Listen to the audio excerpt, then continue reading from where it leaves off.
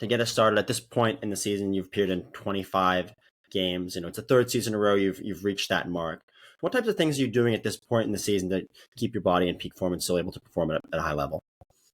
Yeah, the first thing is prioritizing my recovery. So obviously pitching a lot in different situations, whether they're high pressure, low pressure, regardless. Really having to focus on the stretching, a lot of yoga that I do every day, and just keeping my physical in check as well as my mental. So doing things outside of softball that bring me joy as well. So making sure that I'm still keeping the sport lots of fun, so I'm able to compete at a high level every single time. And just taking care of myself overall, so that way I can be the best version of myself for my team. What are some of those things outside the field that you get into that kind of keep your mind off it, like you said? Yeah, my favorite thing is actually to go to the gym, and sometimes that's not always possible, just giving my body a chance to recover. So something else I really enjoy doing is actually going to the golf range and just the driving range, and just kind of freelancing, swinging at the golf balls with the clubs. And I'm not the best at it, don't get me wrong, but it's a lot of fun and just a big stress reliever for me.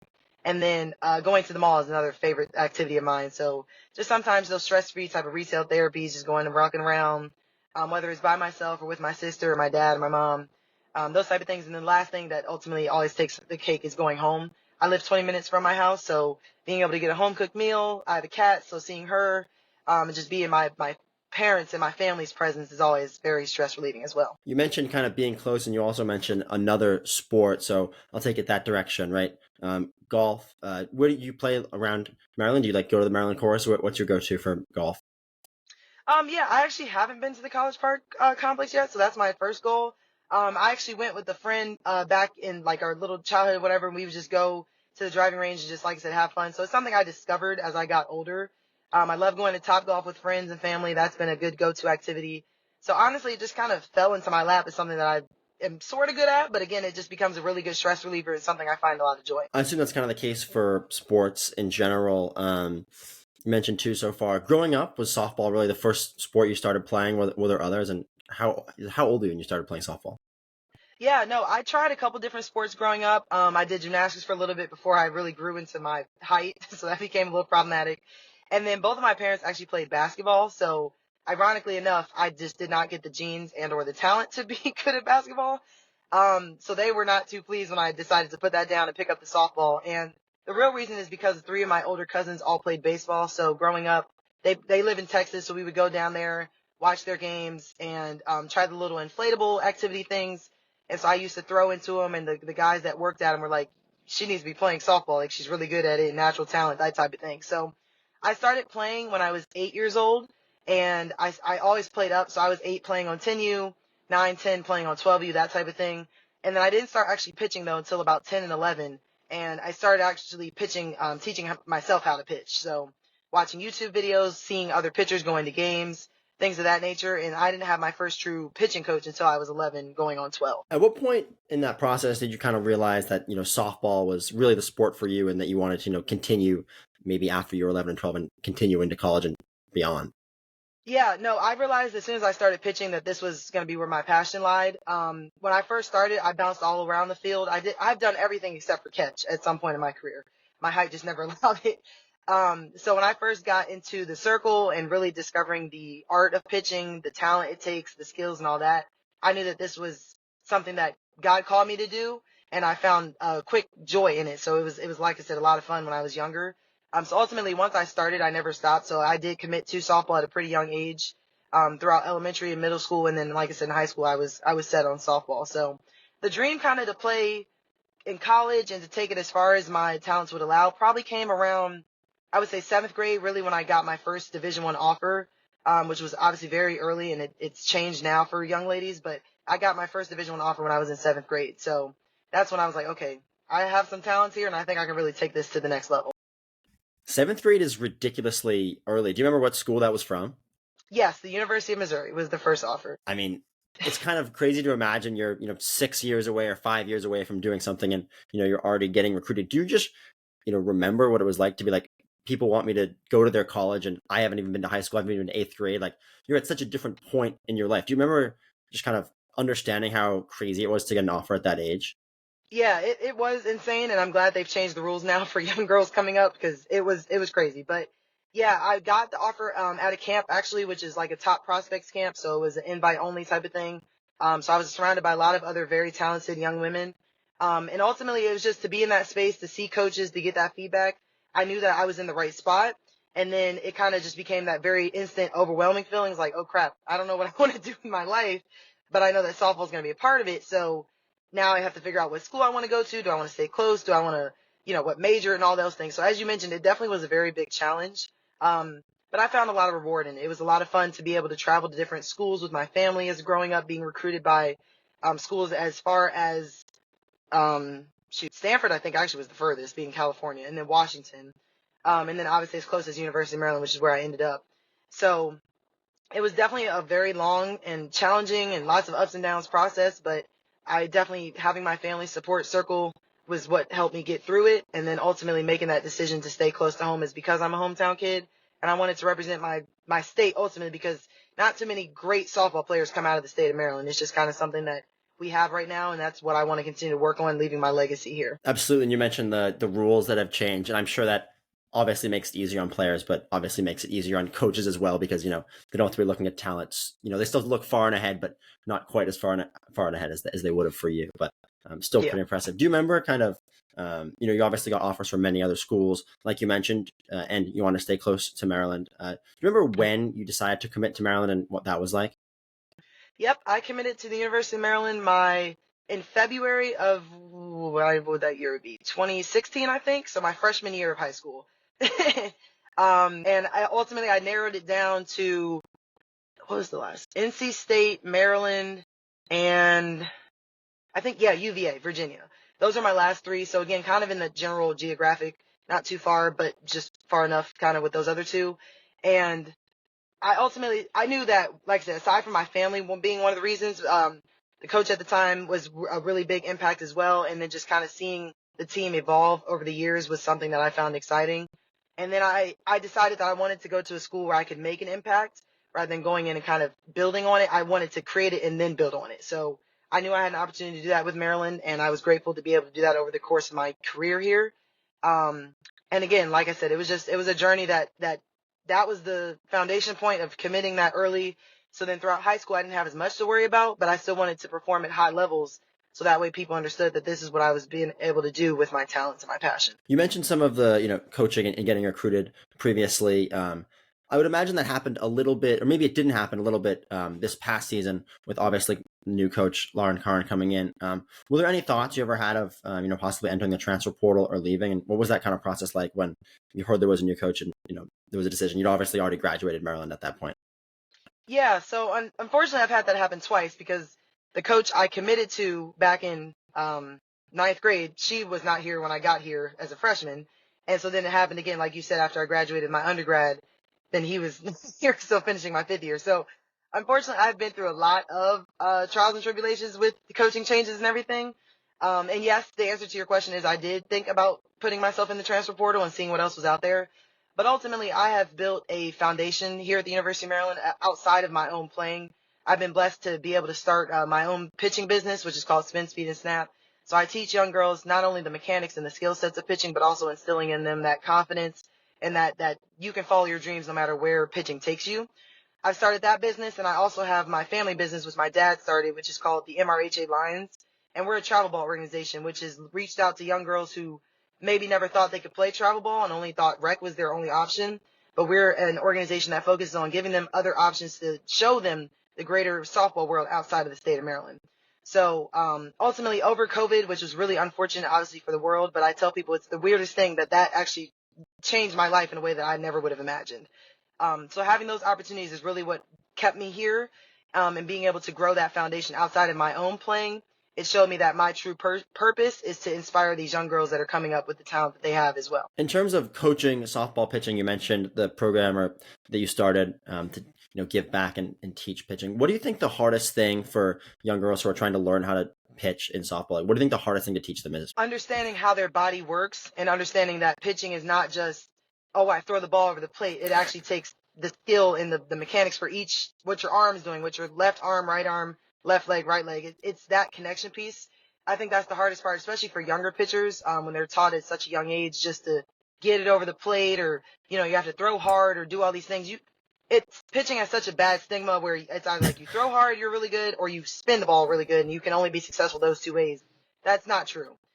So my biggest thing is teaching all my girls that whatever their talents they have, they can take those to whatever level they want to, as long as they work hard and understand how to do it. What's been like the average age of girl you've coached? Is it like high school? What's like the target audience you've been reaching out to? The average age, I would say, is probably about that middle school range, so 12 to 11 to 13 roughly. But I have worked with girls as young as 8 years old and as old as freshmen in college, so 18, 19. So I definitely have, and trust me, that was hard to figure out that I was capable of doing that. Um, but it's definitely been a lot of fun figuring out how to teach all different ages, all different styles, all different experience levels. And I've been blessed to now have girls who are coming down from New York and Pennsylvania and other states up there just to work with me because they've heard great things or they've seen me play and things of that nature. So the coaching side of me has definitely grown very, very fast. But again, I'm extremely grateful. Yeah, that makes sense. And I have to assume, like, going forward, coaching is something you want to continue to pursue. Is that correct? Yes, I look to pursue my growing my business to be nationally known one day. That's my ultimate career. And then, like I said, growing the travel ball business so our girls continue to experience different things that I got to experience at a young age. And then ultimately playing professional is another one of my main career goals. What coach do you think for you, or if there was any, kind of inspired you or really wanted you to become a coach? Because I think oftentimes, you're going to have someone in your life who pushes you that you say, like, I had a coach like this and now I want to do the same thing. Was there a person like that for you? Yeah, I would say my travel ball coach who I had for a good chunk of time, somewhere between that middle school, high school range. But Coach Greg, my Wagner's travel ball coach, he definitely is a big first person that comes to mind, inspired me to wanting to be a coach because he got me out of my comfort zone. That was the first thing. And then really showed me how to work with different kinds of players ultimately. Because growing up, I was like a very outgoing but also inward type of kid. So like I was very energetic around people I was comfortable with. But the minute I was in a situation not so comfortable, I kind of crawled back into that shell.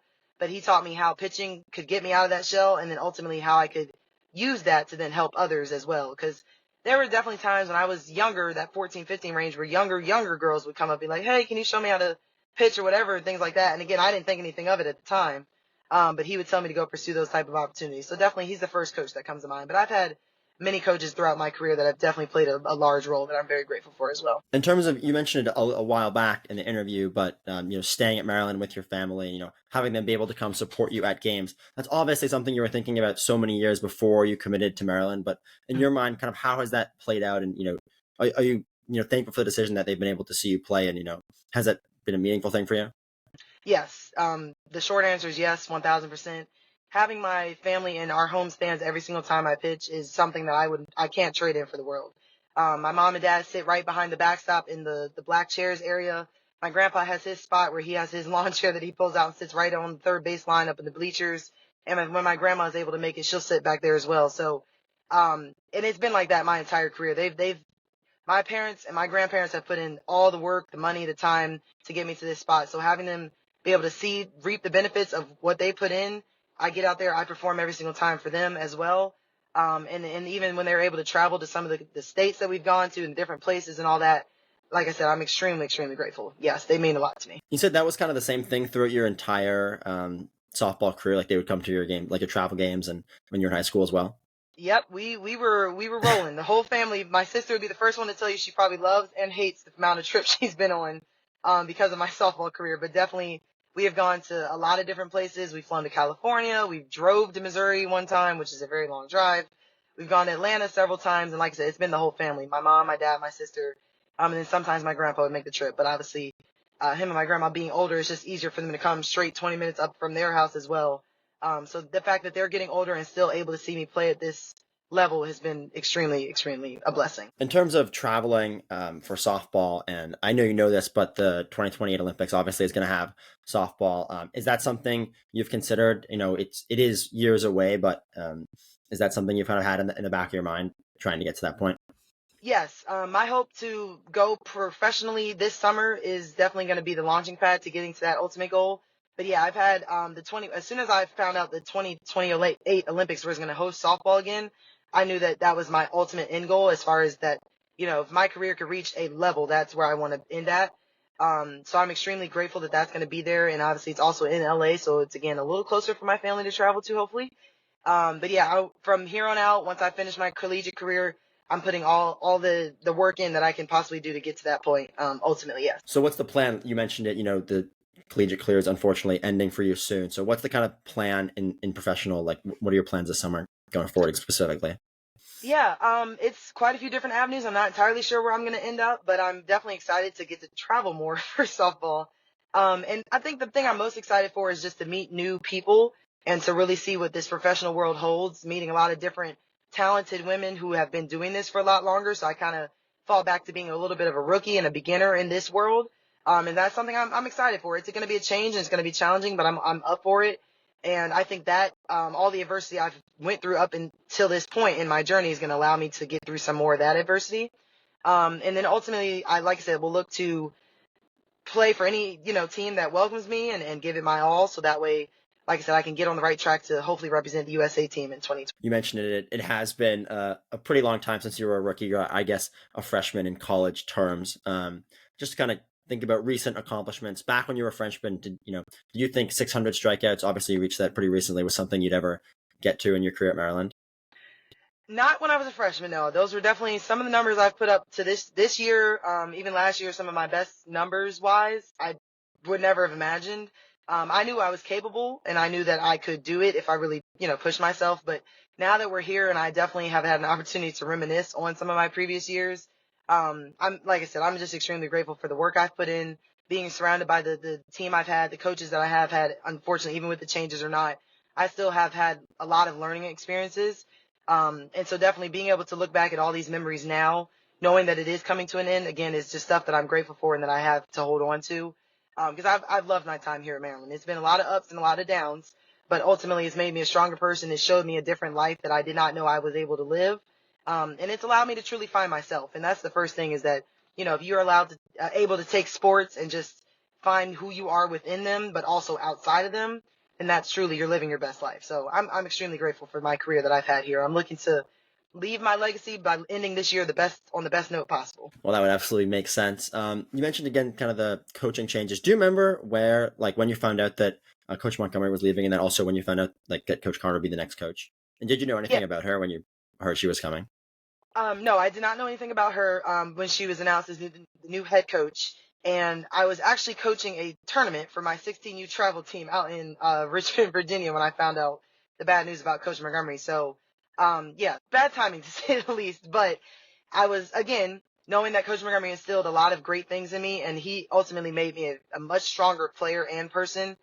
He's somebody I definitely hold true to my heart as being one of my favorite coaches also. It was, again, experiences that I wouldn't trade in for the world. And then when Coach Carter and I met, I knew it was going to be a different experience. But again, I was excited to take on the challenge. I was excited to see what she was going to do for the program.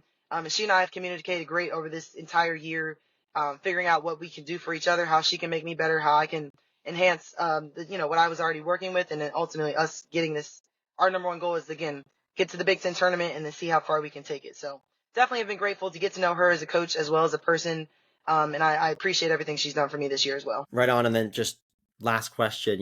It's third season in a row, like we mentioned at the beginning, where you've been a part and so impactful in so many games. Kind of going out, not that many games left in your career. What do you have in mind? Any one last goal in the last month of the season? Excuse me. Yeah, I want the biggest thing I knew coming into this year with our team being so spread out age wise is I continue to tell my younger teammates that, they can have the confidence to do whatever they want to as far as achieve in their college career.